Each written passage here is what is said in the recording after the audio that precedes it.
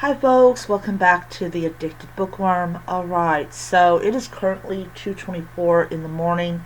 It is Black Friday. I have not gotten barely any sleep because I don't do well when they change my hours. But I'm going to still go into work and I'm still going to work my hours, and when I get home, I might go back to sleep, or I might wait until like 7 o'clock to go back to sleep because I can't afford my sleeping pattern to be like interrupted. So you're gonna get two videos this morning. Um no, you're just gonna get one. That one's for next month. Oh man, I was gonna do that one-year review video a month early. Oh, that's not good. Alright, so this is a review of House with 100 Doors and Other Dark Tales by Travis Brown. Alright, so this is actually the fifth book of the month that I have read. So remember, I chose 10 books and I had to replace one because I had already read it. Well, this is book number 5. And this is just a collection of dark tales written by Travis Brown, and I'm going to go through each one of them and give you my impression of how good or bad the stories were. And I need to find my glasses because no matter the time of day, I'm as blind as a bat. Alright.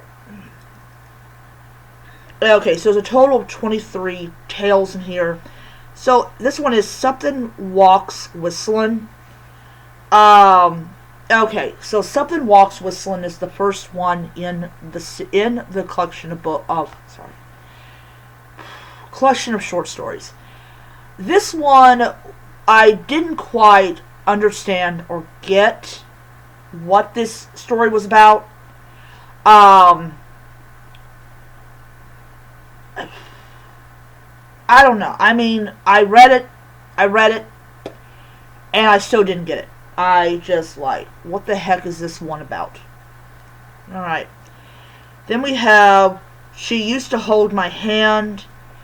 Another one that kind of confused me.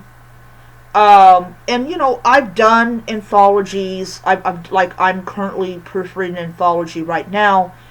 But even I did not quite understand this. The first two stories were not long.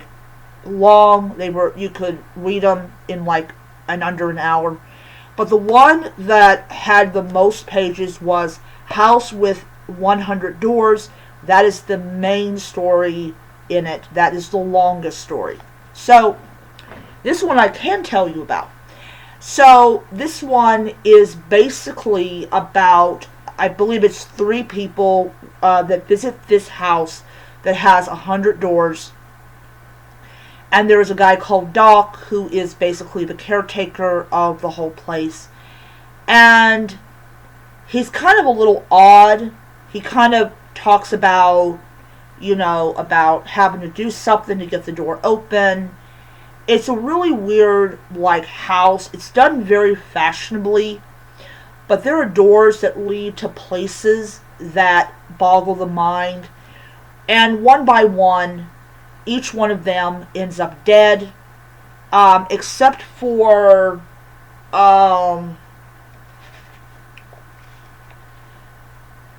except for... Um...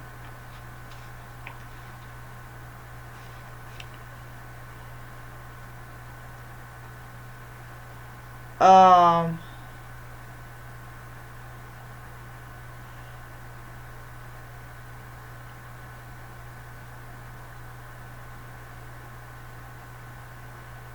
Um...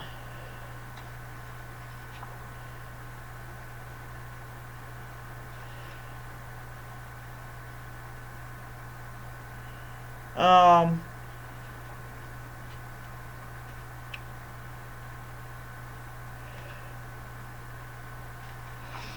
Let's see who survives. Uh,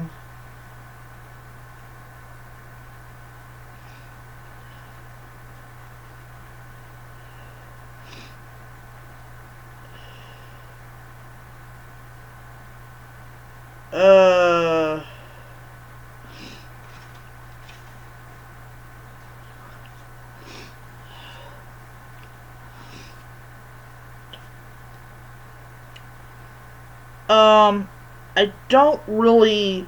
They don't really say like who it was, but anyways, so the group of them.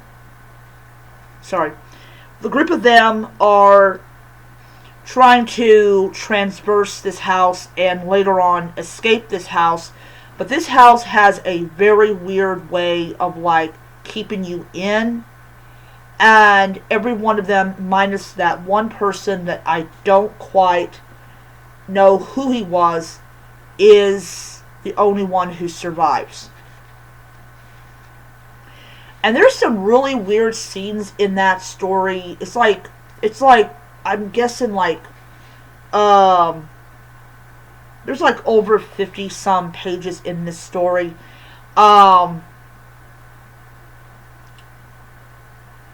But yeah, it's a weird one. It's definitely a weird one. Alright, then we have 11 Steps. So 11 Steps is essentially about this, hold on a second. There we go. Back scratcher. That move into this house, and the husband is an architect, and I believe the wife's name is Molly, and she's kind of like this typical like wife. She kind of wants like everything to be like perfect and stuff. And they move into this house, and it kind of shows itself not as like a place where like tons of people died or anything like that. It is just a really odd house. Then we have Please Hold, which was basically this woman or this guy calls 911, and it turns out really weird. It's like a page and a half or maybe 2 pages of conversation. A Life in Ember. I believe this one oh yeah. This one, A Life in Ember, is basically about a kid that can stop time, and as he gets older, more and more things happen, more and more things get stuck, like they're trapped in Ember. That was an interesting story, a little odd, but interesting. Then we have Only the Classics, which is about a kid and his brother Sean. And Sean dies, and weird things happen after that.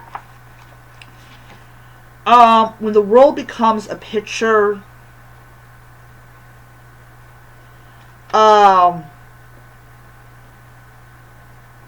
says time stopped just after 3 p.m. on Thursday. It took a while for most people to notice.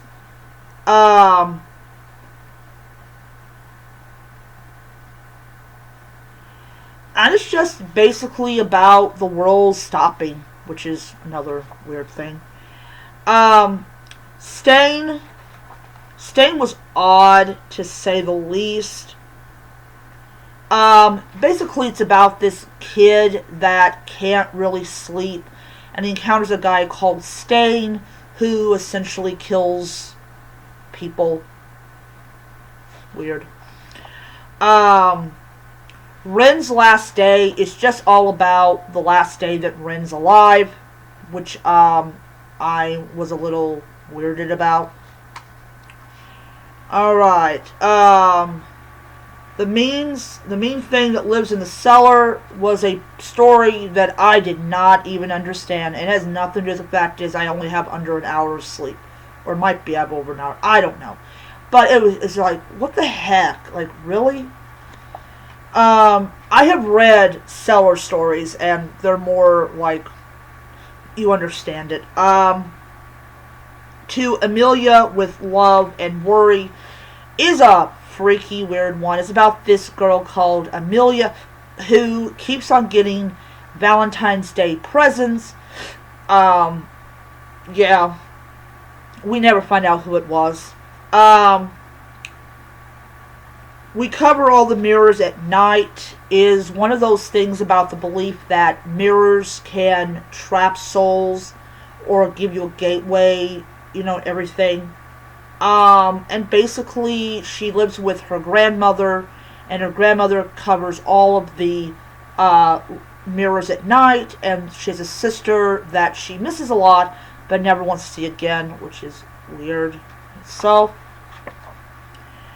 Ballerina Box is essentially about a girl that's obsessed with perfection, and I did not understand that one.